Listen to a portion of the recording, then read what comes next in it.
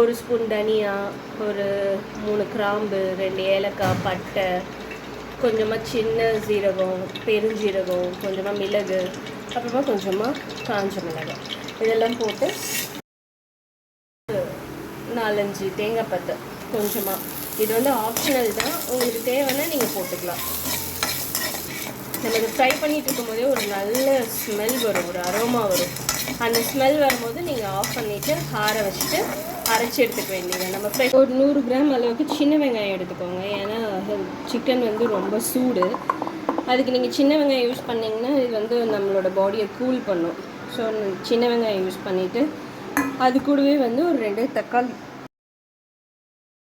Chicken gravy start பண்ணிடலாம். இதுக்கு வந்து நான் வந்து நல்லெண்ணெய் யூஸ் பண்ணுறேன். சின்ன வெங்காயம் எப்படி கொஞ்சம் குறைன்னு அரைச்சிட்டு வந்துட்டு இதை நல்லா நம்ம ஃப்ரை பண்ணிவிட்டு வெங்காயம் நல்லா அந்த பச்சை வாடை போகிற அளவுக்கு நல்லா எண்ணெயில் வதக்கியாச்சு. இந்த மாதிரி எண்ணெய் பிரிஞ்சு வரணும். இந்த அளவுக்கு இஞ்சி பூண்டு பேஸ்ட்டு கொஞ்சமாகவே சேருங்க. நல்லா கறிவேப்பிலை, கொத்தமல்லி, புதினா இது 3மே வந்து இந்த எண்ணெயில் போட்டு வதக்கணுன்னா அந்த ஃப்ளேவர் நல்லாயிருக்கும். லாஸ்ட்டாக புதினா போட்டு இறக்குறத விட இந்த மாதிரி எண்ணெயில் நீங்கள் வதக்கி செய்யும் போது அந்த ஃப்ளேவர்லாம் அதில் ஆட் ஆகி கொஞ்சம் ஒரு 2 மீடியம் சைஸ் தக்காளி போதும், நிறைய தக்காளி வேண்டாம்.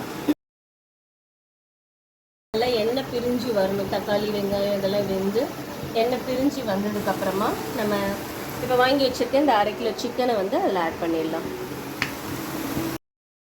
ஒரு 3 உருளைக்கிழங்கு நான் சேர்த்துக்கிறேன். முன்னாடியே வறுத்து வச்சுருக்கோம்ல, வறுத்து ஆற வச்சுருக்கோம்ல, அதை அரைச்சிக்கலாம். இப்போது ஃபைன் பேஸ்ட்டாக அரைச்சிக்கோங்க.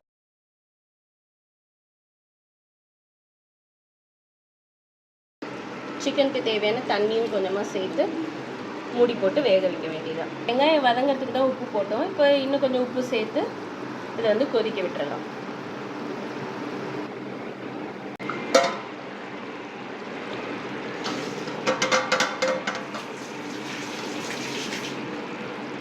இப்போ பார்த்தீங்கன்னா சிக்கன் கிரேவி வந்து நம்மளுக்கு ரெடி ஆகிடுச்சு.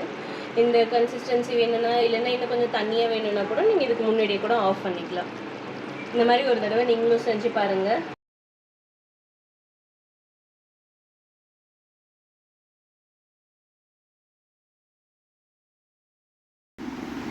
சிக்கன் கிரேவி இங்கே பாருங்க சார், சிக்கன் கிரேவி சூப்பராக வச்சுருக்குறோம். எப்போவுமே நான்வெஜ்ஜு சாப்பிடும்போது கறி ரசம் வச்சுக்குவோம். பச்சை புளி ரசம் எப்போவுமே நாங்கள் வைப்போம். நீங்கள் சூப்பராக இருக்குதா? அருமையாக இருக்குது.